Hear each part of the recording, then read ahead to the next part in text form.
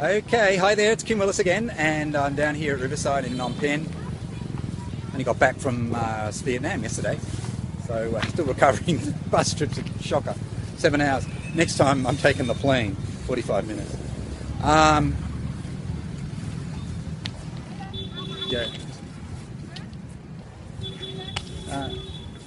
Full. Huh?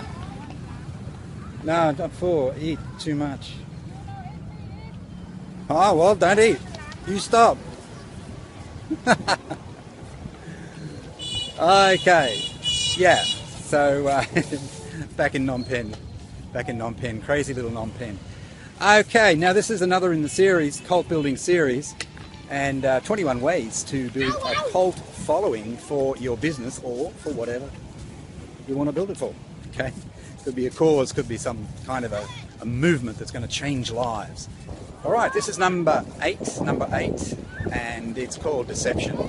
This one's kind of controversial. Deception. Yeah. The use of deception is actually quite important in building a cult. In fact, deception is used. I know it has a negative connotation, that word, but deception is used all the time in business and in life generally. Now, we might try and reject that idea. We might, because we're told that deception is bad. This is a Western puritanical way of looking at that, the word.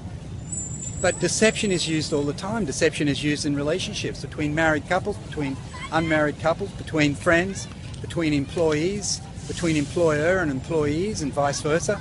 Deception is part of life. Deception is used. The only question is, how is it being used? Is it being used in a moral way? Is it being used ethically?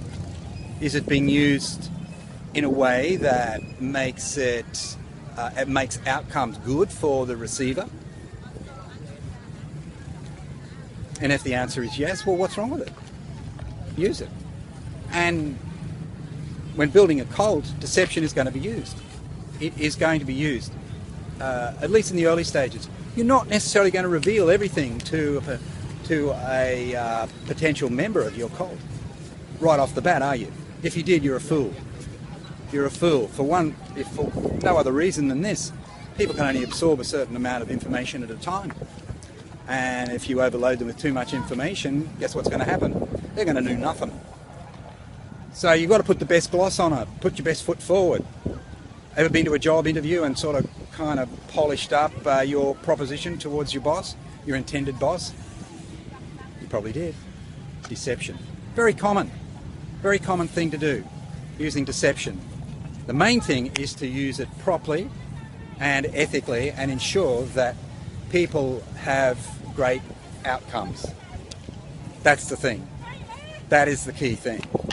I don't have a problem with using deception. For me, it's, when I say deception, for me it's about giving people information on a need-to-know basis more than anything. It's not about lying. I don't go that far. I don't believe in that. If somebody asks me a straight-out question, I'm going to give them a straight-out answer. It's as simple as that. Now, I know that there are other people who are using these techniques who are saying, oh, well, it's okay to lie, it's okay to bend the truth, etc. No, I don't think that's right, because it will come back to bite you. And apart from anything else, I've got to live with myself if I start doing things like that. But directing people to the information in a guided way, in a strategic way, letting people know what they need to know right now, not necessarily everything that they need to know right now. There's nothing wrong with it. In fact, there's a lot right with it. It gives people the best way, the best chance of making the right decision in your favour. You don't want to overload people. I've got another point which is a sort of extension to this point later in the series. We'll go a bit deeper, okay? But so when you hear the word deception, don't just take the blinkers off. Change your paradigm. Change your understanding of what the word means. and understand that deception is used all the time in every sphere of life, in business, in, as I said, relationships generally, work relationships, personal relationships, relationships between parents and kids. Deception is used all the time. Let's pull off our puritanical blinkers and just face reality. And the reality is that deception is an important tool, and if you're going to build a cult, a following, a tribe, you need to use deception. So that's it. Just let it sink in, let it digest.